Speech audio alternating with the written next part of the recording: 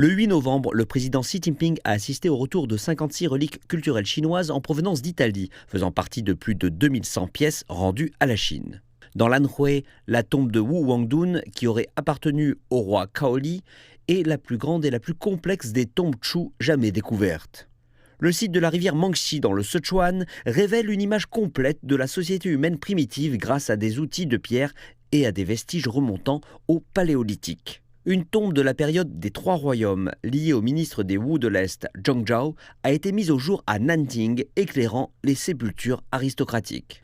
Les plus grandes tombes du royaume de Dulan Zheshui pourraient appartenir à un souverain de la période tibétaine, surpassant les découvertes précédentes. À Shaoxing, dans la province du Zhejiang, les vestiges d'un grand bâtiment de la période des États combattants ont été découverts, confirmant l'emplacement de la capitale du roi Gautian. Un site datant de 1,1 million d'années dans le bassin de Nihewan présente des techniques avancées de fabrication d'outils, mettant en évidence les premières innovations humaines. Des fossiles découverts dans la grotte de Hualong, dans l'Anhui, datant de 300 000 ans, permettent de mieux comprendre les débuts de l'évolution humaine en Asie de l'Est.